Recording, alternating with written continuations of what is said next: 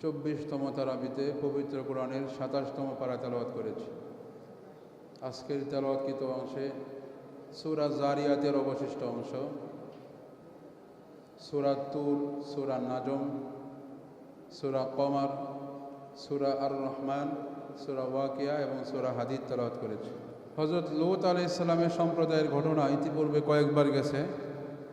এই ঘটনাটা আল্লাহ তাআলা আজকেও তিনি উল্লেখ করেছেন। লূত আলাইহিস সালামের সম্প্রদায় তারা সমকামিতা, ছেলে ছেলে মেয়ে মেয়ে সেক্সুয়াল কাজে লিপ্ত হওয়ার কারণে আল্লাহ তাআলা তাদেরকে দুইটা শাস্তি দিয়েছিল। একটা শাস্তি হলো তাদের পুরো শহরটাকে আল্লাহ তাআলা জিবরিল আলাইহিস সালামের মাধ্যমে একদম ওলট পালট করে ফেলেছিলেন। শহরটা এরকম ছিল, এরকম উল্টায় দিয়েছেন, যেটা বর্তমানে জর্ডানে ডেড সি, যেটা মৃত সাগর যেটাকে বলা হয়, মূলত ওইটাই ওই লূত আলাইহিস সালামের সম্প্রদায়ের অঞ্চল ছিল। এখনও যারা দেখতে চায়, জর্ডানে যদি কেউ ভ্রমণ করে, তারা লূত আলাইহিস সালামের ওই সমকামী সম্প্রদায়ের এই শাস্তির চিহ্ন অবশিষ্ট যেগুলো আছে এগুলো তারা দেখতে পারবে। 2 নম্বর শাস্তি ছিল তাদের, আল্লাহ তাআলা লূত আলাইহিস সালামের সম্প্রদায়ের কাছে শাস্তি দেওয়ার আগে মূলত কিছু ফেরেশতাদেরকে লূত আলাইহিস সালামের কাছে পাঠাইছিলেন। তাদেরকে অনেকগুলো আসমানি পাথর দিয়ে পাঠানো হয়েছিল। লূত আলাইহিস সালামের সম্প্রদায়ের কোন ব্যক্তির উপর কোন পাথরটা পড়বে, প্রত্যেকটা পাথরে ওই ব্যক্তির নাম পর্যন্ত লেখা ছিল, সুবহানাল্লাহ। এবং ফেরেশতারা ভুল করে নাই, যেই ব্যক্তির পাথর নামে যেই পাথর ছিল ওই ব্যক্তির উপরেই ওই কঙ্কর ফালানো হয়, ওই কঙ্করের আঘাতেই এই লোকেরা মারা যায়। কী ধরনের আল্লাহ তাআলা সমকামিতাকে কত ঘৃণা করেন এই বিষয়টা এখান থেকে স্পষ্ট হয়ে যায়। বর্তমানেও বাংলাদেশে বিভিন্ন রাজনৈতিক দল এই সমকামিতাকে প্রমোট করতেছে, আছে না? নতুন একটা রাজনৈতিক দল ছাত্রদের তৈরি হয়েছে, তারা সমকামিতা করে, সমকামিতা প্রমোট করে, এমন একজনকে তাদের দলের একদম গুরুত্বপূর্ণ একটা অবস্থানে স্থান দিয়েছে। আপনারা জানেন? খবর রাখেন না? আচ্ছা, যাই হোক, আজকের তেলাওয়াতকৃত অংশে আল্লাহ তাআলা নিজের কয়েকটা প্রশংসা করেছেন। সূরা হাদিদের শুরুতে আল্লাহ তাআলা বলেন, সাব্বাহা লিল্লাহি মা ফিস সামাওয়াতি ওয়াল আরদ। আসমান এবং জমিনে যা কিছু আছে, আসমান এবং জমিনে শুধু প্রাণী আছে, প্রাণী ছাড়া অন্য কিছু নাই, আছে বিভিন্ন জড় পদার্থ আছে, পাথর আছে, ইট আছে, বালি আছে, কঙ্কর আছে, বিল্ডিং আছে, পাহাড় পর্বত, নদী নালা, গাছপালা, তরুলতা। আল্লাহ তাআলা বলতেছেন, সাব্বাহা লিল্লাহি মা ফিস সামাওয়াতি ওয়াল আরদ।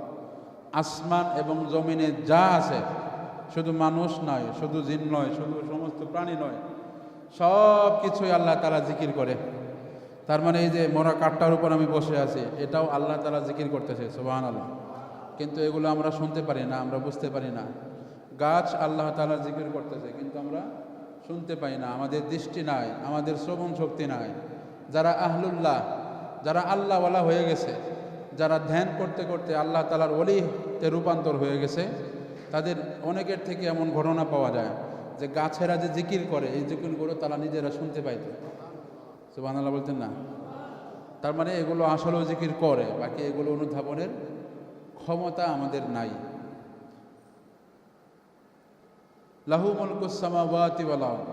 আল্লাহ তাআলার জন্যই আসমান এবং জমিনের রাজত্ব। ওয়া হুয়া আলা কুল্লি শাইইন কদির। তিনি সমস্ত কিছুর উপর সক্ষমতা রাখেন, ক্ষমতা রাখেন। হুয়াল আউয়ালু ওয়াল আখির। তিনিই শুরু করানেওয়ালা, তিনিই শেষ করনেওয়ালা। ওয়াজ যাহিরু ওয়াল বাতিন। তিনিই প্রকাশ্যে, তিনিই গোপনে। ওয়া হুয়া বিকুল্লি শাইইন আলিম। তিনি সমস্ত বিষয় সম্পর্কে অবগত আছে। শুধু তাই নয়, মানুষের অন্তরের ভিতরের মনে সে কি চিন্তা করতেছে, ওই চিন্তাগুলোও আল্লাহ তাআলা পর্যবেক্ষণ করে। বুঝতে পেরেছেন? এজন্য মনে মনে কাউকে কিছু বলবেন বা কারো ব্যাপারে কোনো খারাপ ধারণা রাখবেন। অনেকে ছোট মানুষ বড়দেরকে কিছু বলতে পারে না, মনে মনে ইচ্ছা মতো 8-10টা গালি দিয়ে দেয়। তো বড় মানুষ যদিও সে শুনে নাই, কিন্তু আল্লাহ তাআলা শুনছেনি, শুনছে না? হয়তো তোরে দিছি ইচ্ছা মতো নেই, কি দিছেন? কইতাম না, দিছি। তো সে না শুনুক, একজন তো শুনছে, ঠিক আছে না? এই জন্য অন্তর্যামী যিনি আছে, ইন্নাল্লাহা আলিমুম বিযাতিস সুদূর, তাকে ভয় করা উচিত।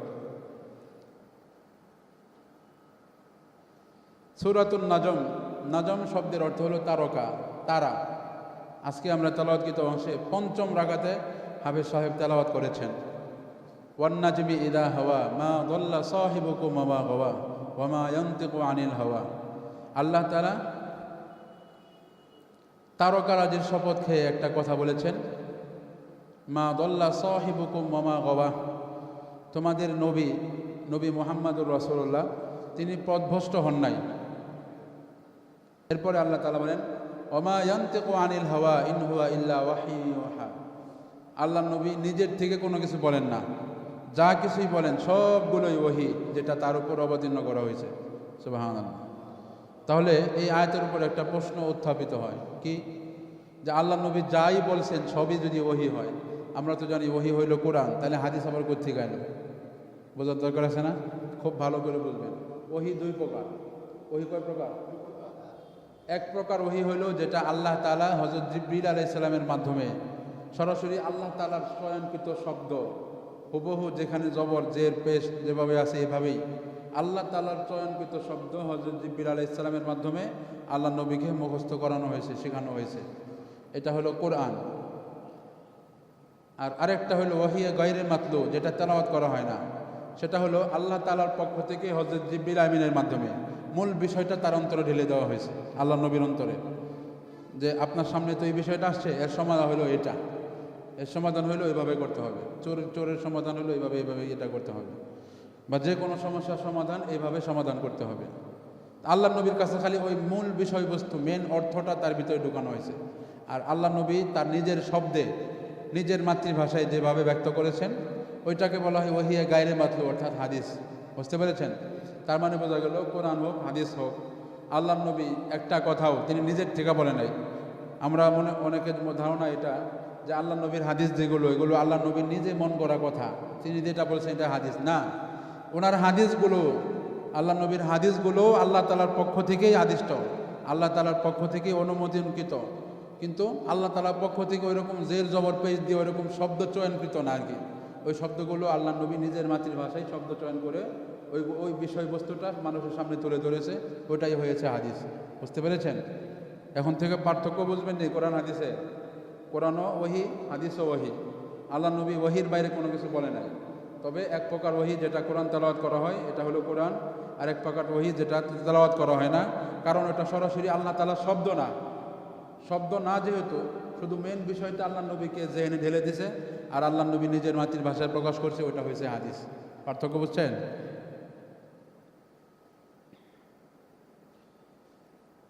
মুশরিকরা যে বিভিন্ন মূর্তির নাম ধরে ধরে মূর্তির ইবাদত করত, লাত, উজ্জা, মানাত, এই লাত, উজ্জা, মানাত, এই শব্দ, এই নামগুলো উচ্চারণ করে আর আল্লাহ তাআলা বলতেছেন, এই যে তোমরা এগুলো নাম রাখছো, অনর্থক একটা কাজ করছো, এগুলোর নিজেরও কোনো অস্তিত্ব নাই, এই নামগুলোরও কোনো অর্থ নাই। সুতরাং এই ধরনের লাত, উজ্জা, মানাত যেগুলো আছে, এদের ইবাদত করলে তোমরা শান্তি পাবে না। এদেরকে সহ তোমাদের সকলকে জাহান্নামের আগুনে লাকড়ি বানানো হবে। আসুন আল্লাহ তাআলা কী কী আদেশ করেছে সংক্ষেপে জেনে নেই। আল্লাহ তাআলা আল্লাহর দিকে ধাবিত হওয়ার জন্য আদেশ করেছেন, কাফের মুশরিকদেরকে উপেক্ষা করতে বলেছেন, উপদেশ দিতে থাকতে বলেছেন, তোমরা উপদেশ দিতে থাকো মানুষকে। ওয়াযাক্কির ফাইন্না যিকরা তানফাউল মুমিনিন, উপদেশ দিতে থাকো, কেননা উপদেশমান মুমিনদেরকে উপকার করে। প্রতিপালকের আদেশের উপর অবিচল থাকার আদেশ করা হয়েছে। তাহাজ্জুদের জন্য বা মজলিস থেকে ওঠার সময়, রাতের কিছু অংশে এবং তারকারাজি অস্ত যাওয়ার সময় আল্লাহর প্রশংসা সহ তাসবিহ পাঠ করো। কথা বুঝছেন? সূর্য ওঠার সময়, ওঠার পূর্বে যা, আবার ডুবার পরে, এবং রাতের শেষ অংশে, এবং দিনের মাঝখানে নামাজ পড়তে বলছে। অর্থাৎ এই কথাগুলোর মাধ্যমে 5 ওয়াক্ত নামাজ আয়েশা পড়ছে আর কি। বুঝতে পেরেছেন? আল্লাহ তাআলা পবিত্র কোরআনে বলে নাই যে সল্লু সলাতাজ জুহুর, সলাতাল আসর, মাগরিব, এশা, এভাবে বলছে কোরআনে, কোথাও নাই। আল্লাহ তাআলা বলছে যে সূর্য উদিত হইবার আগে একটা নামাজ পড়ো, সূর্য ডুবার পরে একটা নামাজ পড়ো, সূর্য ডুবার আগে একটা নামাজ, সূর্য ডুবার আগের নামাজ আসর, পরের নামাজ মাগরিব, রাতের কিছু অংশে সালাত আদায় করো, এর দ্বারা এশা। বুঝেন নাই? আবার তরফাইল লাইল, রাতের মাঝখানে এবং দিনের মাঝখানে একটা নামাজ পড়ো, এগুলো দ্বারা জোহর প্রমাণিত হয়েছে। এগুলো পরে আল্লাহ নবী হাদিসের মাধ্যমে কোনটা কিসের নামাজ, কোনটা জোহর, কোনটা আসর, আল্লাহ নবী এই কোরআনের ব্যাখ্যাগুলো তার হাদিসের মাধ্যমে তার নিজের ভাষায়, মাতৃভাষায় মানুষকে বোঝাইছেন। আজকে 3টা নিষেধাজ্ঞা আসছে। 1 নম্বর, আল্লাহর সাথে অন্য কোনো উপাস্যর সাব্যস্ত না করা। 2 নম্বর, পরিমাপে জুলুম না করা। মাপে যখন দিবে তখন মাপে মানুষকে কম বেশি করা যাবে না, কম বেশি করলে এটা জুলুম হবে। 3 নম্বর নিষেধাজ্ঞা হলো ওজনে কম না দেওয়া। এরপরে আল্লাহ তাআলা আজকে পবিত্র কোরআনের সূরা জারিয়াতের 2য় রাকাতে তেলাওয়াত করা হয়েছে, ওমা খলাকতুল জিন্না ওয়াল ইনসা ইল্লা লিয়াবুদুন। মানব এবং জিন জাতি সৃষ্টির মূল উদ্দেশ্য আল্লাহ তাআলা ব্যক্ত করেছেন যে আমি মানব জাতি এবং জিন জাতিকে সৃষ্টি করেছি কেবলমাত্র আমার ইবাদত করার জন্য, ঠিক না? আর আমরা মানুষেরা ইবাদত ছাড়া বাকি যা আছে সবই করি। আমাদেরকে সৃষ্টি করছে ইবাদতের জন্য, আর আমরা ইবাদত ছাড়া যা আছে সবই করি, কিন্তু ইবাদতটাই করি না। আবার আমরা জান্নাতও চাই।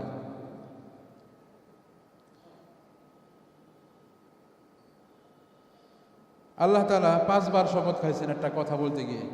সূরা তুরের মধ্যে 2য় রাকাতে পড়া হয়েছে, ওয়াত-তুর ওয়া কিতাবিম মাসতুর ফি রাকিম মানশুর ওয়াল বাইতিল মামুর ওয়াস সাকফিল মারফু ওয়াল বাহরিল মাসজুর ইন্না আযাবা রাব্বিকা লাওয়াকি। 5টা জিনিসের কসম খাইছেন। তুর পাহাড়ের কসম খাইছেন, হ্যাঁ, তারপরে ঢেউ বিশিষ্ট সমুদ্রের শপথ খাইছেন। এরকম 5টা জিনিসের শপথ খাইছেন। আল্লাহ তাআলা কসম খাইছেন। কসম খাওয়া হয় মূলত কোনো অবিশ্বাসযোগ্য বিষয়কে বিশ্বাসযোগ্য করে তোলার জন্য। আর আল্লাহ তাআলা যে কথা বলেন সেটা কি অবিশ্বাসযোগ্য? না, আল্লাহ তাআলার কোনো কথাই অবিশ্বাসযোগ্য না। ওমান আসদাকু মিনাল্লাহি কিলা। আল্লাহ তাআলা নিজেই বলেন আল্লাহ তাআলা থেকে সত্যবাদী পৃথিবীতে আর কেউ নাই। আল্লাহ তাআলা চরম সত্যবাদী। তাহলে আল্লাহ তাআলা যে সব কথা যেহেতু সত্য, বিশ্বাসযোগ্য, তাহলে কেন কসম খাইলেন?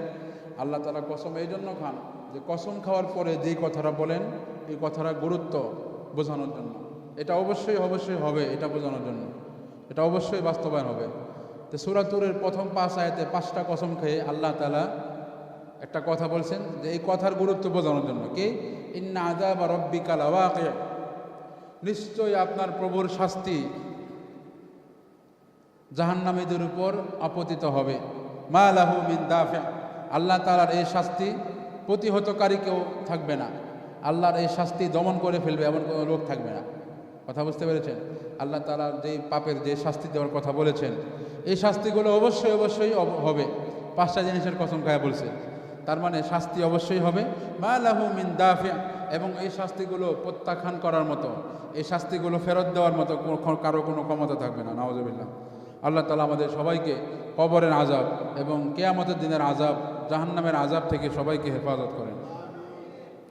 আজকের তেলাওয়াতকৃত অংশে একাধিক জায়গায় জান্নাতের বিবরণ বিস্তারিতভাবে একবারে 15-20 আয়াত ধরে, আবার জাহান্নামের বিবরণ 15-20 আয়াত ধরে উল্লেখ করা হয়েছে। জান্নাতীরা জান্নাতের মধ্যে হেলান দিয়ে থাকবে, একে অপরের সাথে সম্মুখীন হয়ে বসে থাকবে। জান্নাতীদের সামনে থাকবে ডাগর চক্ষু বিশিষ্ট আনত নয়না হুর, যাদেরকে কখনো কেউ দেখে নাই। কথা বুঝতে পেরেছেন? আল্লাহ তাআলা পবিত্র কোরআনে বলেছেন যে তাদের বুকগুলো থাকবে উঁচু উঁচু। যুবক ভাইয়েরা এগুলো দেখে পছন্দ করে অনেক। আল্লাহ তাআলা এই আকর্ষণীয় যে গুণগুলো, এই গুণগুলো উল্লেখ করে আল্লাহ তাআলা জান্নাতি রমণীদের হুরদের বিবরণগুলো তুলে ধরছেন যে এমন হুর যাদের মধ্যে কোনো নাপাকি নাই, যারা থাকবে ওই পুরুষের সমবয়সী, তাদের মধ্যে কখনো কোনো ক্লান্তি আসবে না, কোনো দুর্গন্ধ নাই। পৃথিবীতে দুনিয়াতে তো মহিলাদের কত রকমের সমস্যা হয়, তাদের নাকের ময়লা আছে, গলার কাশি আছে, আবার শরীরের মধ্যে অনেক ধরনের গোটা খাজলি পোজ আছে। মাসে 4 দিন 5 দিন 7 দিন তারা অসুস্থ থাকে, নাপাক জিনিস বের হয়। এই কিছুই জান্নাতি রমণীদের মধ্যে থাকবে না। এবং তারা থাকবে সুদর্শনীয়, ডাগর চক্ষু বিশিষ্ট, আনত নয়না। চক্ষুগুলো এত সুন্দর থাকবে, কিন্তু চক্ষুগুলো দেয় তারা লজ্জায় তাকাতে পারবে না, নিচে তাকিয়ে থাকবে, আনত নয়না যেটাকে বলা হয়। এবং তাদেরকে পৃথিবীতে ইতিপূর্বে কোনো পুরুষ দেখে নাই। একদম শামুকের ভিতরে কি জানি হয়, ঝিনুকের ভিতরে মুক্তা হয় না, ওই ঝিনুকের ভিতরে মুক্তা যে খুলেছে তার আগে যেমন আর কেউ দেখে না, ঠিক তেমনিভাবে জান্নাতি পুরুষদের প্রত্যেকের জান্নাতের মধ্যে যে হুর মহিলাদেরকে ব্যবস্থা করা হয়েছে উপভোগের জন্য। এই মহিলাদেরকে ইতিপূর্বে আর কেউ দেখে নাই। সুবহানাল্লাহ। তো এই জান্নাতের বিস্তারিত বিবরণ এসেছে। এরপরে আবার জাহান্নামের শাস্তির কথাও আসছে, জাক্কুম ফলের কথা আসছে। জাহান্নামীরা তাদের তৃষ্ণা এত তীব্র আকার ধারণ করবে যে উটের একটা রোগ হয় দুনিয়াতে, যারা উট পালে, বাংলাদেশে তো আমরা উট পালি না, এই জন্য উটের ব্যাপারে আমরা বেশি জানি না। উটের একটা রোগ হয়ে যায় হঠাৎ করে, সেটা হলো উটের তৃষ্ণা মিটে না। উট যাই খায়, যত পানি খায়, যত কিছু খায়, উটের তৃষ্ণা নিবারণ হয় না। তো উটের মতো এরকম একটা রোগ জাহান্নামীদের হবে, যত কিছুই খায় ফেলাক, তৃষ্ণা মিটবে না। বুঝছেন? পানি তো পাবেই না। পানি না পাওয়ার পরে তারা যে জাহান্নামের মধ্যে নিচে পড়ে থাকা গলিত পুজ রক্তগুলো খাইবে, এগুলো খাইলেও যদি তাদের যদি তৃষ্ণা মিটতো তাহলে সে একটা কথা। আচ্ছা, পচা টসা যাই খাইছি, রক্ত পুজ যাই খাইলাম, এগুলো দিয়ে যদি তৃষ্ণা মিটে তাহলে একটা বিষয় আছে। উটের একটা রোগ হইলে তাদের ওই উটের যেমন আর তৃষ্ণা নিবারণ হয় না, জাহান্নামীদেরও জাহান্নামে ঢোকানোর সাথে সাথে এই রোগ সৃষ্টি হয়ে যাবে। তারা তো বিশুদ্ধ পানি পাবেই না, ফুটন্ত গরম পানি পাবে। যেই গরম পানি, যেই গরম পোজ আর রক্ত তারা খাওয়ার সাথে সাথে তাদের পেটের নাড়ি বুড়ি গলে পায়খানার রাস্তা দিয়ে বের হয়ে যাবে। নাউজুবিল্লাহ। তো এরকম শাস্তির মধ্যেও এত কিছু খাওয়ার পরও তাদের তৃষ্ণা নিবারণ হবে না। তৃষ্ণা নিবারণ না হওয়ার রোগ তাদেরকে আক্রান্ত করে ফেলবে। এজন্য জাহান্নাম থেকে পানা চাইতে হবে, জাহান্নামে যাইতে হবে এমন কাজ না করতে হবে। জান্নাতে যাইতে হবে, জান্নাতে যাওয়া যাবে এমন কাজগুলো বেশি বেশি করতে হবে। পারবো তো ইনশাল্লাহ?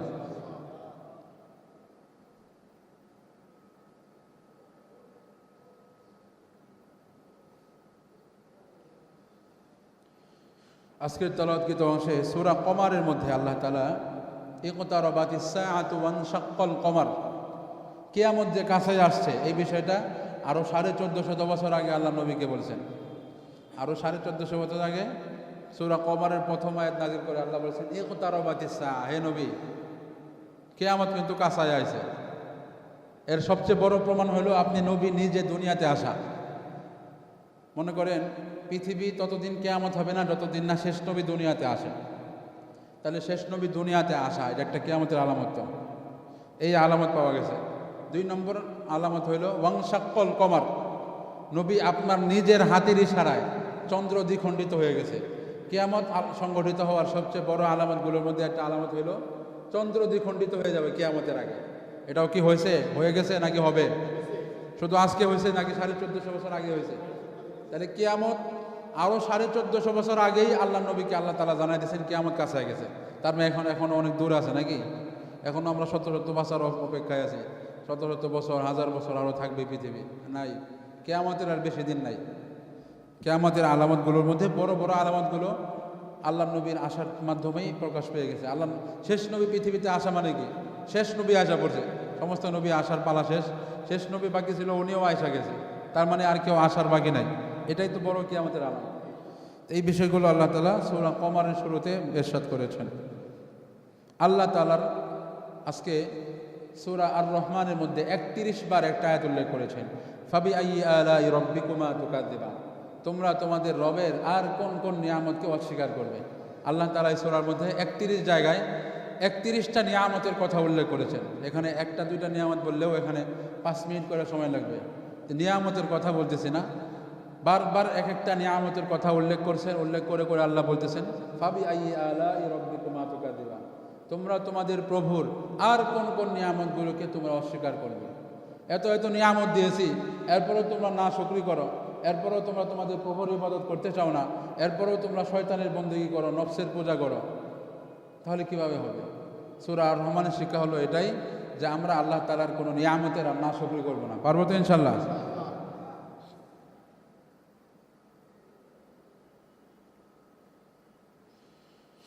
আল্লাহ তাআলা আজকে বৈরাগ্যবাদের কথা বলেছেন। একদম 20তম রাকাতে আমি নিজে তেলাওয়াত করেছি। সূরা হাদীদের শেষ পৃষ্ঠায় আল্লাহ তাআলা বলেন ওয়া রাহবানিয়াতান ইবতাদাউহা মা কাতাবনাহা আলাইহিম। ঈসা আলাইহিস সালামের সম্প্রদায় সর্বপ্রথম পৃথিবীর মধ্যে বৈরাগ্যতা তৈরি করে, বৈরাগ্যতার প্রচলন ঘটায় হযরত ঈসা আলাইহিস সালামের সম্প্রদায়। এর আগে পৃথিবীতে বৈরাগ্যতা ছিল না। ঈসা আলাইহিস সালামকে আল্লাহ তাআলা যখন দুনিয়া থেকে আসমানে উঠায় নিয়েছে, তখন ঈসা আলাইহিস সালামের উম্মতদের মধ্যে কিছু লোক ছিল যারা বলতেছ আমরা হব সংসার ত্যাগী, আমরা হব দুনিয়া ত্যাগী, দুনিয়ার আরামায়ের সব কিছু আমাদের সামনে থাকতেও আমরা ভোগ করব না। আমরা নারীদের থেকে দূরে থাকব, আমরা দুনিয়ার সমস্ত ভোগবিলাস থেকে দূরে থাকব, দুনিয়া থেকে বিমুখ থেকে আমরা দুনিয়াতে যে কদিন বাঁচবো। এরকম বৈরাগ্যতা ইসলামে প্রমোট করে না। ইসলামে এই ধরনের কোনো বৈরাগ্যতা নাই। এটা ঈসা আলাইহিস সালামের সম্প্রদায় প্রমোট শুরু করেছিল, কিন্তু আল্লাহ তাআলা তাদের এই বিষয়টা প্রত্যাখ্যান করেছে। এই বিষয়টা তুলে ধরা হয়েছে সূরা হাদীদের মধ্যে। লোহার উপকারিতা আজকে তুলে ধরা হয়েছে সূরা হাদীদ। হাদীদ শব্দের অর্থই হলো লোহা। হাদীদ শব্দের অর্থ কি? লোহার কি উপকারিতা, এই ব্যাপারে সূরা হাদীদে আল্লাহ তাআলা বলেন, ওয়ালিয়ালামুল্লাহু মা ইয়ানসুরুহু ওয়া রাসূলুহু বিল গায়ব।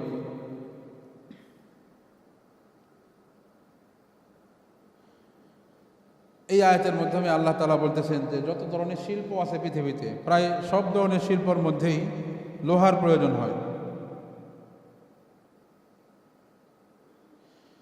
আল্লাহ তাআলা বলেন, আর আমি লোহা নাজিল করেছি, তাতে রয়েছে প্রচণ্ড শক্তি এবং মানুষের বহু ধরনের উপকারিতা। লোহার মধ্যে অনেক শক্তি আছে। এই লোহা দিয়ে রড বানানো হচ্ছে। এই রডের মাধ্যমে 20 তলা 50 তলা 100 তলা বিল্ডিং বানানো হইতেছে। এই লোহার মাধ্যমে লৌহ বোমা বানানো হইতেছে। পৃথিবীতে যত পিস্তল বের হইতেছে, অনেক পিস্তল, অনেক বড় বড় রকেট লঞ্চার, আরও বিভিন্ন ধরনের বোমা টোমা, অনেক কিছু বানানোর ক্ষেত্রে এই লোহার প্রয়োজন আছে। লোহার মধ্যে অনেক শক্তি আছে। যারা যুদ্ধ করে, যুদ্ধের মধ্যে তারা যত ধরনের অস্ত্র ব্যবহার করে, এর মধ্যে লোহা প্রায় অধিকাংশ ম্যাক্সিমাম অস্ত্রের মধ্যেই লোহা থাকবেই। এই বিষয়টা আল্লাহ তাআলা বলেছেন। তো যতটুকু আলোচনা হইল আজকে, আল্লাহ তাআলা আমাদের সবাইকে বোঝার এবং আমল করার তৌফিক দান করুন। সুবহানাল্লাহি ওয়া বিহামদিহি, সুবহানাকাল্লাহুম্মা ওয়া বিহামদিক, আশহাদু আল্লা ইলাহা ইল্লা আনতা।